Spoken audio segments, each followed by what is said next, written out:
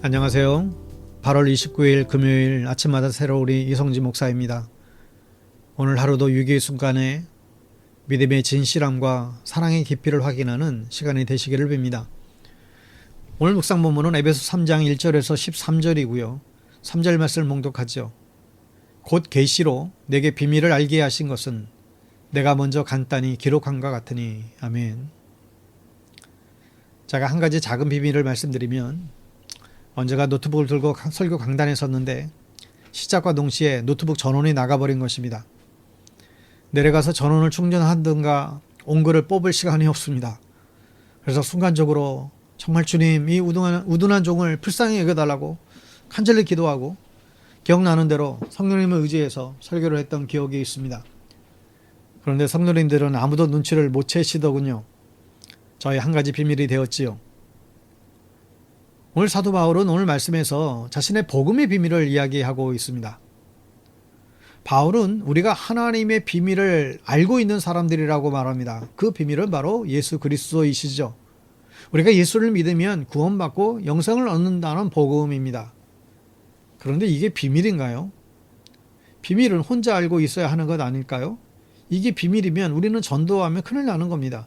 비밀을 잘 지켜야지 다른 사람들에게 전하면 안 되겠지요. 근데 6절에 보면 그 비밀의 내용인즉 이방 사람들이 복음을 통하여 그리스도 예수 안에서 유대 사람들과 공동 상속자가 되고 함께 한 몸이 되고 약속을 함께 가지는 자가 되는 것이다. 비밀의 내용은 이방인도 예수를 믿으면 유대인과 똑같이 구원받고 믿음의 백성이 될 수 있다라고 하는 내용입니다. 여러분, 예수님께서 이 땅에 오시기 전에는 우리가 알려고 해도 알 수가 없었던 내용이니 비밀이었지요. 그러나 지금은 비밀이 아닙니다. 전해야 할 복음이죠. 이걸 비밀처럼 갖고 사시면 안 될 일입니다. 바울은 비밀이란 말을 자주 사용했어요. 고린도전서 4장 1절에 보면 사람이 마땅히 우리를 그리스도의 일꾼이요 하나님의 비밀을 맡은 자로 여길지어다. 우리가 하나님의 일꾼이고 비밀 맡은 자라고 말합니다. 여러분들은 비밀이 있으신가요? 비밀은 몰래 숨겨둬야 하는 것 아니겠어요? 그런데 친해지면 비밀조차도 나눌 수가 있습니다. 종종 소그룹에서 기도 제목 나눔을 하게 되면 처음에는 성도님들이 참 비밀이 많았습니다. 기도 제목이 아주 짧고 추상적이죠. 건강, 안전, 신앙 이런 식으로 나눔을 합니다. 아무도 문제 없는 것처럼 자신을 철저하게 가립니다. 그런데 시간이 지나면서 서로 간에 친밀감이 생기게 되면서 놀라운 변화가 생겨나지요. 한 번은 한 친구가 자기 가정의 비밀을 고백했습니다. 또 어떤 친구는 자신이 제일 괴로워하는 상처를 셀에서 나눴습니다. 그 기도 제목들을 들으면서 마음이 너무너무 아팠지요. 우리 가족의 이야기거든요.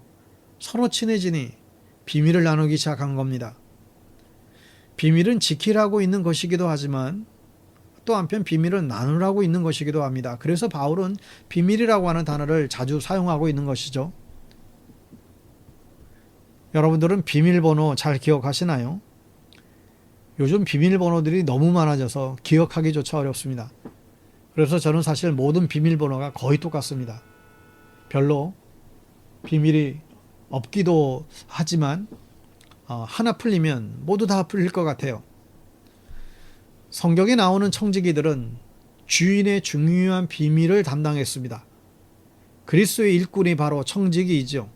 청지기들은 주인이 돈이 얼마나 있는지 또 돈을 벌어서 어디에 쓰고 있는지를 잘 알고 있었습니다. 청지기들이 바로 비밀 맡은 자였습니다. 그래서 이 청지기들은 주인의 비밀을 알고 그것을 역이용해서 사고를 치기도 했습니다. 누가복음 16장 1절에 보면 예수께서 제자들에게 말씀하기를 어떤 부자가 있었는데 그는 청지기 하나를 두었다. 그는 이 청지기가 자기 재산을 낭비한다고 하는 소문을 들었다. 어떤 청지기가 주인의 재산을 관리하고 있었고 주인의 비밀을 관리하고 있었어요. 그는 주인의 재산 상태를 알고 있었고 남들은 모른다고 생각했죠. 그래서 그는 몰래 주인의 재산을 낭비하고 있었습니다. 그런데 주인이 이 사실을 알고 나서 청지기를 해고하죠. 그러자 이 청지기는 주인에게 빚진 사람들을 따로 불러서 일종의 장부 조작을 하게 됩니다. 빚진 것들을 다 탕감해 주는 거예요. 근데 이렇게 할 수 있는 이유가 있죠. 장부의 모든 정보는 청지기만 아는 비밀이었기 때문입니다. 이렇게 조작을 해도 주인은 알 수가 없습니다. 청지기가 주인의 비밀을 쥐고 있던 사람이었기 때문이죠. 누가복음 4장 2절에 보면 그리고 맡은 자들에게 구할 것은 충성이니라. 그래서 비밀 맡은 청지기들에게 제일 중요한 것이 바로 충성이에요. 주인을 배신하지 않은 충성심입니다. 일 잘하는 청지기도 중요하지만 더욱 중요한 것은 충성심이지요. 청지기가 주인을 배신하면 주인은 큰 어려움과 망신을 당하게 되기 때문에 그렇습니다. 여러분, 우리는 복음의 비밀을 맡은 자들입니다. 마음속에 잘 간직하세요. 그리고 맡은 자에게 구할 것은 충성이죠. 주님의 일에 최선을 다하는 충성된 종들 될 수 있기를 축복합니다. 여러분, 주님께서는 아무 자격도 없는 우리들을 일방적으로 선택하시고 믿어주셨고 복음을 선물로 주셨어요.